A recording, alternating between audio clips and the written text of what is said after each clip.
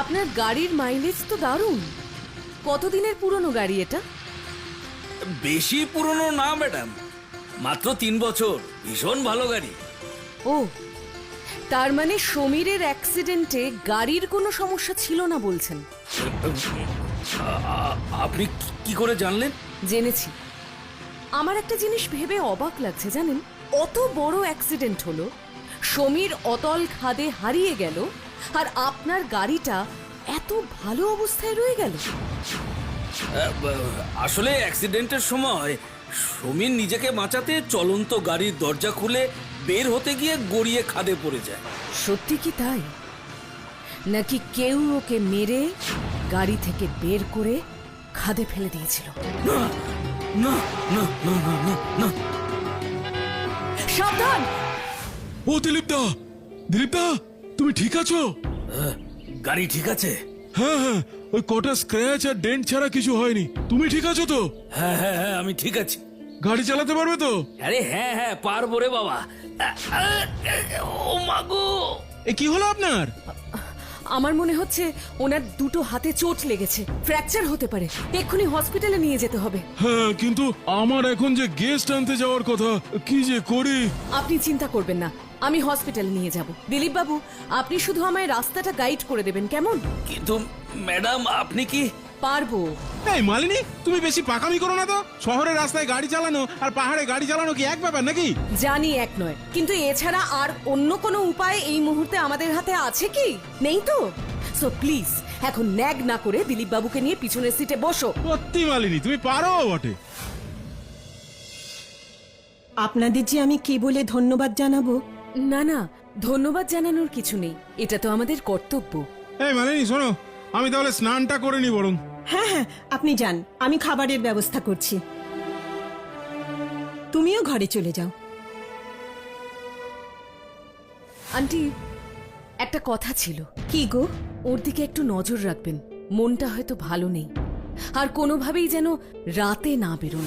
না না, বেরোবে না, কয়েকদিন তো গাড়ি চালাতে পারবেও না। তবে হাঁটতেও যাতে না বেরোন সেটাও দেখবেন। আমি বলে দেব।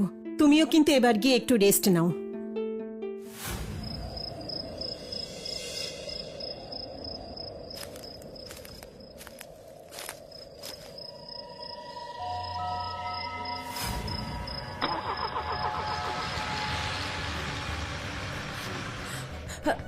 এ কি, গাড়িটা কে চালিয়ে নিয়ে গেল? দিলীপ বাবুকে দেখলাম মনে হলো, কিন্তু কিন্তু উনি তো গাড়ি চালাতে পারবেন না এখন। না না, আন্টিকে জিজ্ঞেস করতে হবে। গাড়ি নেই মানে? কিন্তু উনি কি ঘরে আছেন? হ্যাঁ, ঘরেই তো থাকার কথা। আসলে হাতে ব্যথা লাগার ভয়ে আজ তো অন্য ঘরে শুয়েছে। কিন্তু কিন্তু আমি মনে হয় ওনাকেই ড্রাইভিং সিটে দেখেছি। তা কি করে সম্ভব? ও তো হাত নাড়তেই পারছে না, গাড়ি চালাবে কি করে? সেটা তো উনি ফিরলেই বোঝা যাবে। আচ্ছা, উনি সাধারণত রাতে কখন বাড়ি ফেরেন? 12টা 10-15 নাগাদ প্রত্যেক দিন। চলুন আমার সাথে, বাইরে গিয়ে অপেক্ষা করি। আসুন। ওই যে গাড়িটা আসছে।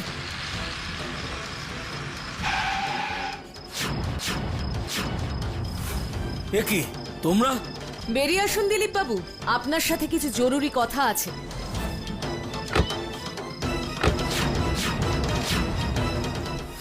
ঘটনাটা শুরু হয়েছিল সমীর চলে যাওয়ার পরের রাত থেকে।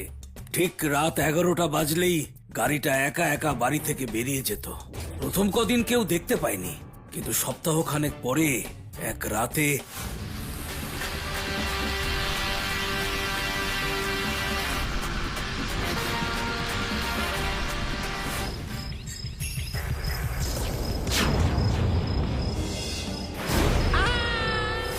ব্যাপারটা আমার কানে আসতেই চিন্তায় পড়ে গেলাম। সমীর চলে যাওয়ার পরে এই হোমস্টেই আমাদের একমাত্র রোজগারের উপায়। আর যদি এই ভুতুরে গাড়ির কথা চাউর হয়ে যায়, তাহলে সেই পথও বন্ধ হয়ে যাবে। আর তাই আপনি আপনার মৃত ছেলেকে খোঁজার নাম করে প্রতি রাতে ভুতুরে গাড়ির ড্রাইভিং সিটে বসে সবার চোখকে ধুলো দিতে শুরু করলেন। তার মানে আমার সমীর সত্যিই বেঁচে নেই? আমি যে তোমাকে দেখেই মনের মধ্যে একটু আশা বাঁচিয়ে রেখেছিলাম গো। না সীমা, আমাদের ছেলে আর বেঁচে নেই, ও আর নেই। ও হয়তো সত্যি নেই, কিন্তু একটা কথা ভেবে দেখেছেন কি, এই গাড়িটা রোজ রাতে এভাবে বেরিয়ে যায় কেন? সমীরের মৃত্যু তো এই গাড়িতেই হয়েছিল। তাহলে কি ও কিছু জানাতে চায়? ভেবেছি, আমি বহুবার ভেবেছি, কিন্তু কিচ্ছু বুঝতে পারিনি। আমি কিচ্ছু বুঝতে পারিনি, কিচ্ছু না, কিচ্ছু না। আহা, আপনি একটু শান্ত হন। আমি এই রহস্য ভেদ করেই ছাড়ব। কিন্তু তার আগে আমায় বলুন তো, প্রতি রাতে এই গাড়িটা বাড়ি থেকে বেরিয়ে কি করে? কিছু না, সোজা একটাই রাস্তা ধরে প্রতিদিন একটাই জায়গায় নিয়ে যায়। সেখানে গিয়ে 5 মিনিট থেমে থাকে, আর তারপরে আবার সেই একই পথে বাড়ি ফিরে আসে। জায়গাটি কি আপনার চেনা? সমীরের অ্যাক্সিডেন্টের স্পটটা কি? না না, নির্জন জঙ্গলি জায়গা, কেউ যায় না। আমি প্রতি রাতে গিয়ে গিয়ে চিনে গেছি। স্ট্রেঞ্জ। আপনি কাল সকালে আমাকে ওখানে নিয়ে যাবেন, আমি নিজে তদন্ত করে দেখব।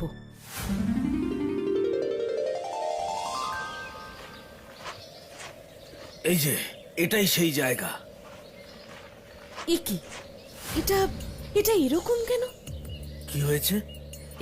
এই জায়গাটা খেয়াল করুন, সব জায়গায় এত বড় বড় ঘাস, শুধুমাত্র এই জায়গাটা ছাড়া। যেন এই ঘাসগুলো খুব বেশি পুরনো নয়। হ্যাঁ, তাই তো। রাতের দিকে নজর পড়েনি, কিন্তু এতে কি বোঝা গেল? সব বলছি, তার আগে আমায় লোকাল পুলিশ স্টেশনে নিয়ে চলুন।